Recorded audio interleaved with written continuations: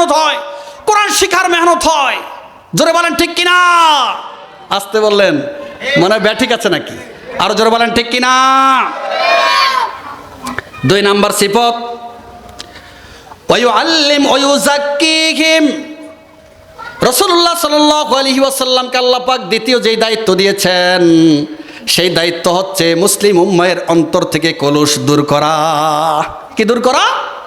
কলুষ দূর করা, জং দূর করা, গুনাহের কলুষ দূর করা, কুফরের কলুষ দূর করা, শিরকের কলুষ অন্তর থেকে দূর করা, আত্মশুদ্ধির মেহনত করা। মাসে মাসে মুসলিম উম্মাহকে ডেকে ডেকে তাদের অন্তরের বিভিন্ন রকমের গুনাহের জংগুলা দূর করে দেওয়া, তাদেরকে নিয়ে তওবা ইস্তেগফার করা, তাদেরকে তওবা শিখানো এবং ইস্তেগফার শিখানো, তাদেরকে রাতের বেলায় মনিবের কাছে উঠে 2 রাকাত নামাজ পড়ে উজু করে 4 রাকাত নামাজ পড়ে চোখের পানি ফালানো শিখানো। কওমি সন্তানরা, সূর্য সন্তানরা এই আমলটা বর্তমানে করতেছে না করে না? জোরে বলেন, জোরে বলেন, করে কি করে না? আপনি কওমি মাদ্রাসারা কোথায় পাবেন? হে মুসলিম উম্মাহ, কওমি মাদ্রাসা ছাড়া এই তাজকিয়া আত্মশুদ্ধির মেহনত কোথায় পাবেন? কওমি সূর্য সন্তানরা আপনাদেরকে তাকওয়ার দাওয়াত দিচ্ছে, হারাম ছাড়ার কথা বলছে, হালালের উপরে ওঠার জন্য দাওয়াত দিচ্ছে। কওমি সূর্য সন্তানরা বলে এটা হারাম, এটা হালাল, এটা শিরক, এটা কুফরি, এটা বেদাত, এগুলা বর্জনীয়, ছেড়ে দেন। এটা হালাল, এটা ফরজ, এটা ওয়াজিব। হে মুসলমান, এটা ধরেন। কওমি সূর্য সন্তানরা আপনাদেরকে শেখায় মেসওয়াক করা, সুন্নতে মুআক্কাদা। 5 ওয়াক্ত নামাজে মেসওয়াক করলে প্রতি নামাজের ফজিলত 27 গুণ বেড়ে যায়। কারা শিখায়? কওমি সন্তানরা। জোরে বলে না, কারা শিখায়? আসতে বলেন কেন? কওমি সারার কারা শিখাইছে মেসওয়াকের কথা? একজনের নাম বলেন তো, কারা বলছে? কওমি সন্তানরা ছাড়া। এই কওমি সূর্য সন্তানরা আপনাদেরকে নবীর এই সুন্নতে মুআক্কাদা শিখায়। বাকিদেরকে দেখবেন ব্রাশ করে, ব্রাশ।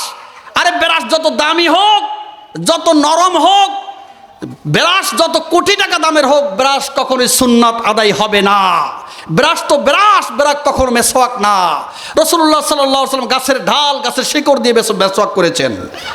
আর এটা গাছের হয়েছে যুগ যুগ ধরে, যুগ যুগ ধরে আমাদের ওলামায়ে কেরাম আকাবের, আইম্মায়ে মুজতাহিদিন সহ সালাফরাও, এই কলবরাও সকলেই মেসওয়াককে সুন্নাত বলে আসছেন।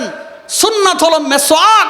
ব্রাশ জায়েজ হতে পারে যদি কি হয়, হালাল পশম দিয়ে হয়, কুকুর আর শুকুরের পশম দিয়ে, হারাম প্রাণীর পশম দিয়ে যদি মেসওয়াক হয়, সেই মেসওয়াক ব্যবহার করা নাজায়েজ, নাজায়েজ, নাজায়েজ। কথা বলেন ঠিক কিনা?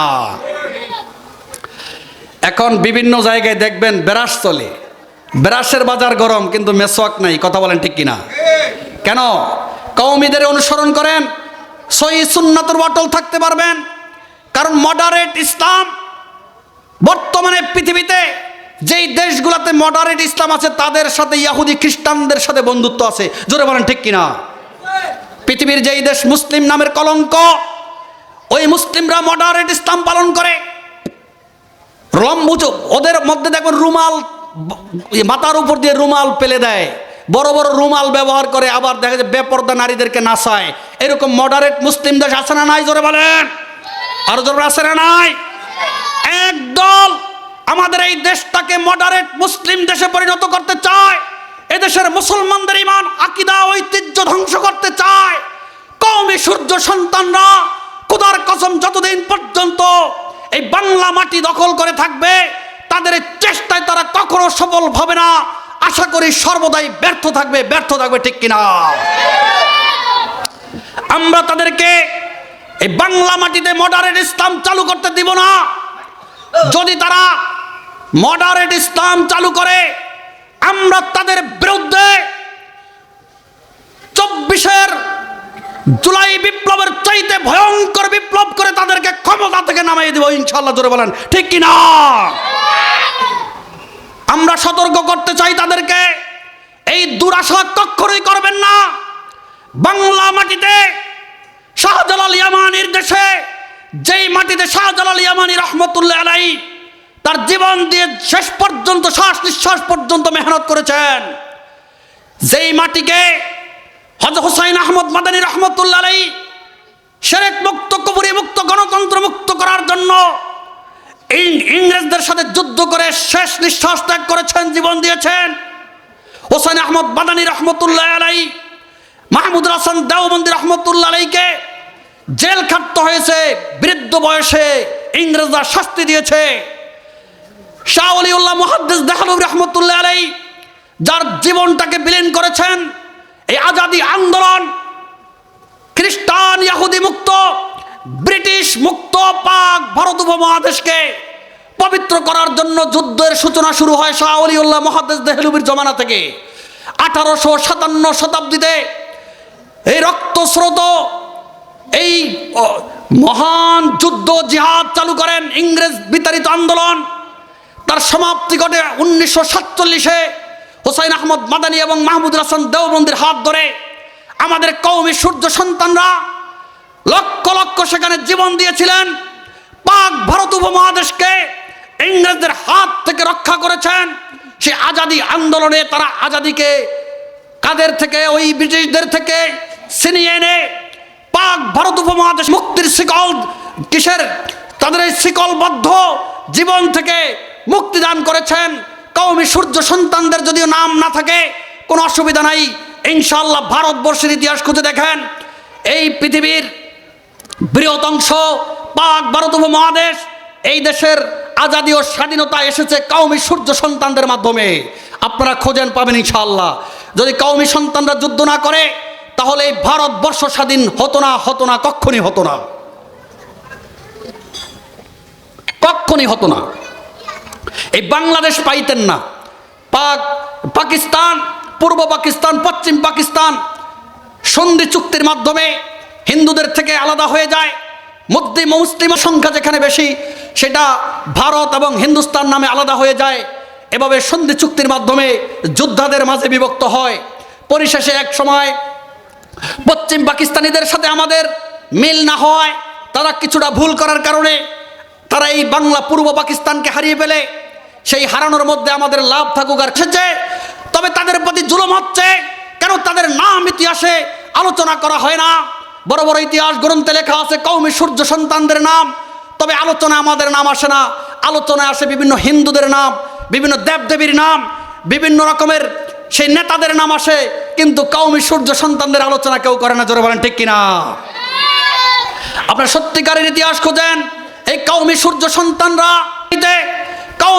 সন্তানরা ইসলামকে বিজয় করার জন্য, পেশিস মুক্ত করার জন্য, এদেশকে শোষণ এবং জুলুম মুক্ত করার জন্য মাঠে নামছে কি নামে নাই? জোরে বলেন, আরো জোরে নামছে কি নামে নাই? আমি আপনাদেরকে একটা কথা বুঝাবো, আওয়ামী লীগ বিএনপির কোনো তারতম্য আমাদের কাছে নাই। যেই যুগে, যেই জমানায়, যেই সময়, যেই সরকার স্বৈরাচারীতে চ্যাম্পিয়ন হবে, কওমি সূর্য সন্তানরাই তাদের বিরুদ্ধে জিহাদের ঘোষণা করবে। জোরে বলেন ঠিক কিনা? ইনশাআল্লাহ এই কওমি সূর্য সন্তানদেরকে মাঠে পাবেন। চাকরির ভয় দেখিয়ে, চাকরি ছুটার ভয় দেখিয়ে উলামায়ে কেরামদের বিরুদ্ধে আপনার মানববন্ধন, এক সময় এই দেশের দেলোয়ার হোসেন সাঈদী সহ বড় বড় আলেমদেরকে ফাঁসির দাবিতে মানববন্ধন করিয়েছিল একদল চাকরিরবি মৌলবীদেরকে দিয়ে। জোরে বলেন ঠিক কিনা? আসতে বলছেন কেন? আপনারা দেখেন নাই? আমি সচক্ষে দেখেছি, নিজ কানে শুনেছি তাদের মিছিল। চাকরি ঠেকাবার ভয়ে তারা দেলোয়ার হোসেন সাঈদীর ফাঁসির দাবি করছেন। সমাজের বেদাত, এটা শিরক, এটা কুফরি, এটা নাজায়েজ। কওমি আলেমরা কি দাওয়াত দেয় কি দেয় না? একটু জোরে বলবেন, আরো জোরে বলেন, দেয় কি দেয় না?